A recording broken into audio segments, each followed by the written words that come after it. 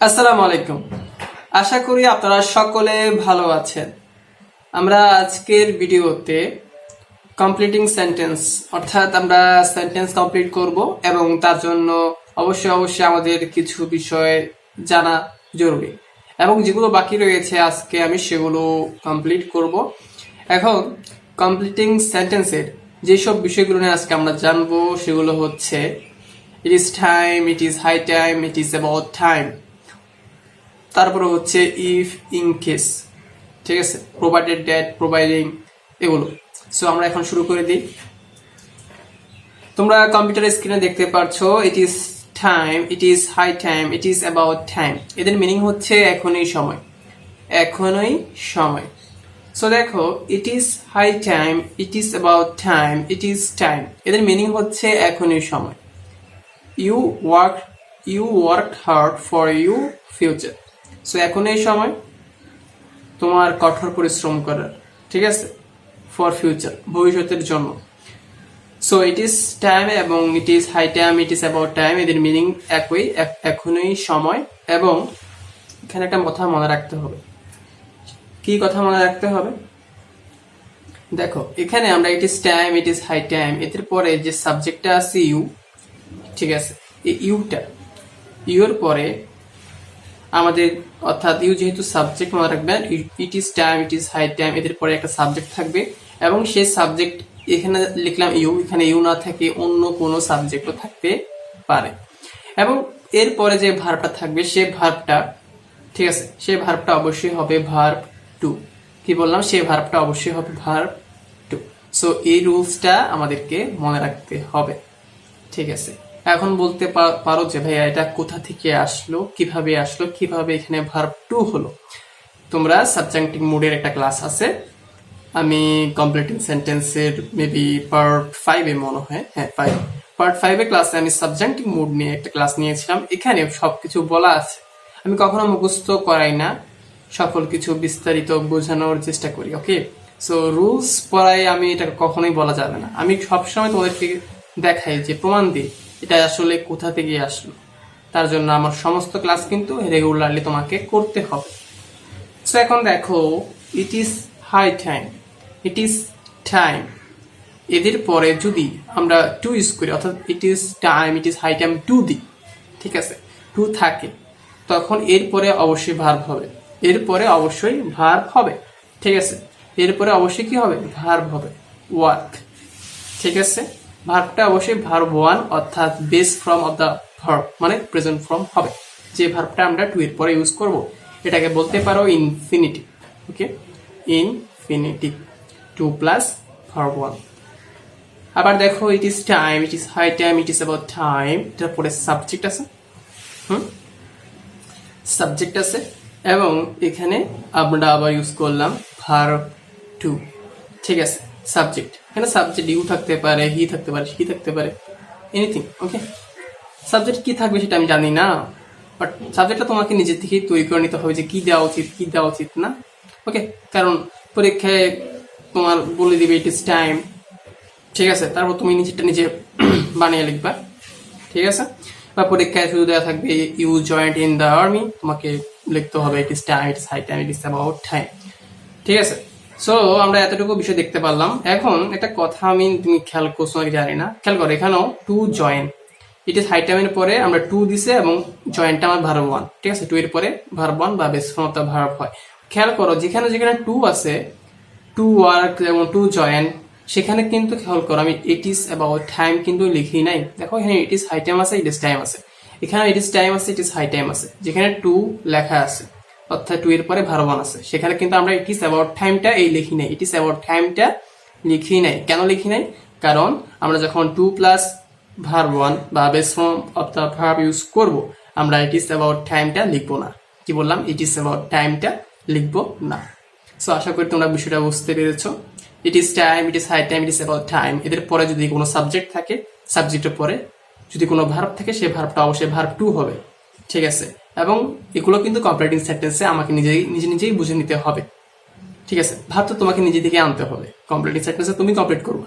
আবার দেখো যদি পরীক্ষায় তুমি ইট ইজ টাইম বা ইট ইজ হাই টাইমের পরে যদি টু দেওয়া থাকে, তখন তুমি টু এর পরে ভার্ব ওয়ান ইউজ করবে, ঠিক আছে। সো এখন দেখো প্রোভাইডিং দ্যাট, প্রোভাইডিং দ্যাট আমি এটা দুইবার লিখে ফেলছি মেবি, দুইবার লিখে ফেলছি। সো দেখো এখানে প্রোভাইডিং দ্যাট একটা থাকবে প্রোভাইডিং, ঠিক আছে, ড্যাটটা কেটে দাও। So providing that, providing, provided, if, in case, এদের সবগুলোর মিনিং সেম, যদি, কি বললাম আমি, সবগুলোর মিনিং সেম যদি, বাট ইন কেসের একটু সামান্য ডিফারেন্স আছে। ইন কেসের মিনিং এর সামান্য ডিফারেন্স আছে, যেটাকে বলা হয় সম্ভাবনা। ইন কেস মানে ইন কেসটা সম্ভাবনা বোঝায়। কিভাবে তা বুঝাচ্ছি। প্রথমে দেখো আমরা একটা কথা বলে নিই, তোমরা কি কন্ডিশনালের ক্লাসটা করেছো? যেটা আমি নতুন একটা ভিডিও আপলোড করেছিলাম কন্ডিশনাল সেন্টেন্সের 40 মিনিটের ভিডিওটা, যেখানে বিস্তারিত আলোচনা করেছি। তোমরা অবশ্যই এই বিষয়টা আরো ক্লিয়ারলি বুঝবে যদি তুমি কন্ডিশনালের ক্লাসটা করে থাকো।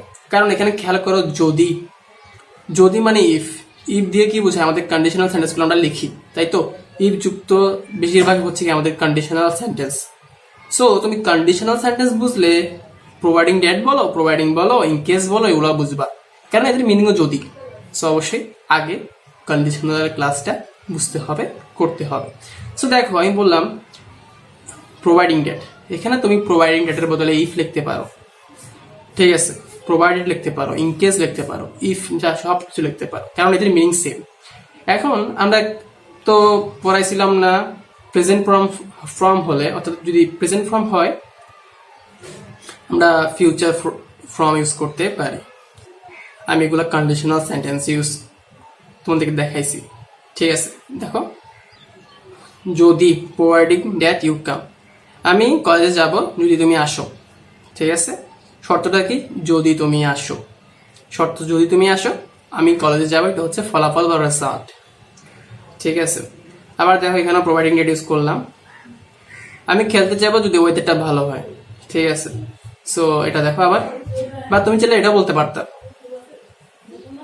আই গো টু প্লে, তাইলেও কারেক্ট হবে।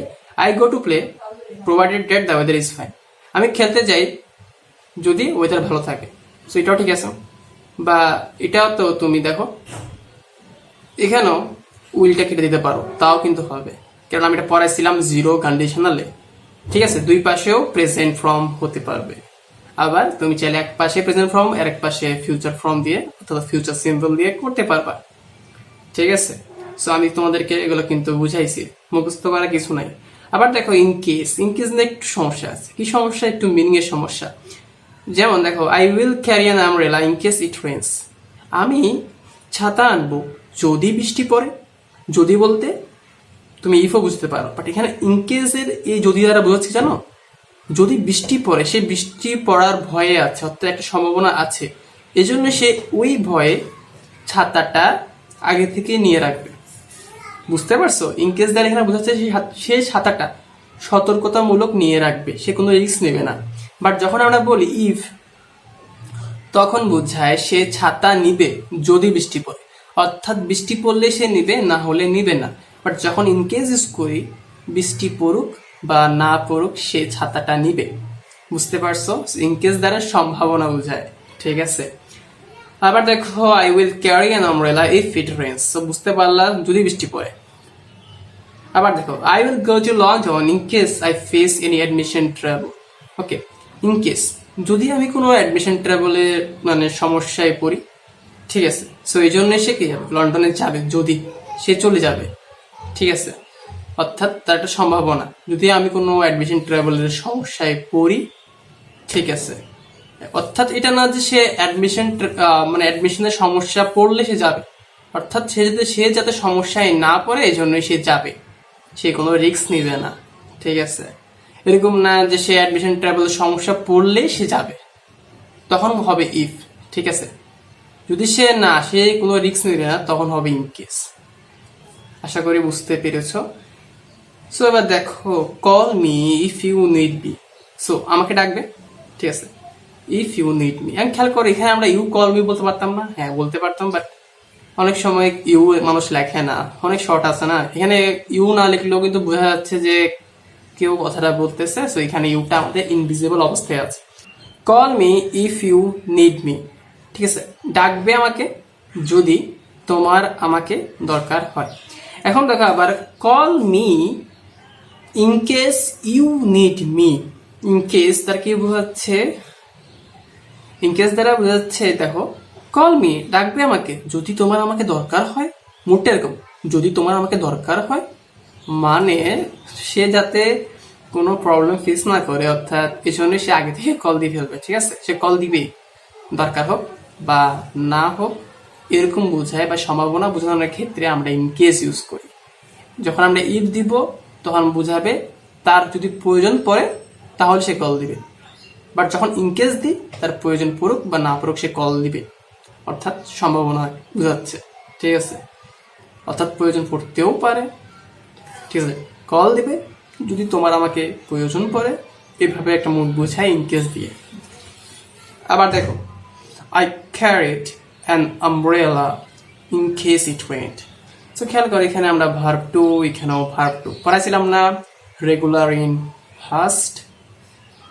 ঠিক আছে, দেখো এটা দ্বারা কি বোঝাচ্ছে? এটা দ্বারা বোঝাচ্ছে আমি ছাতা নিতাম, আই ক্যারিড অ্যান আমব্রেলা, আমি ছাতা নিতাম যদি বৃষ্টি পড়তো।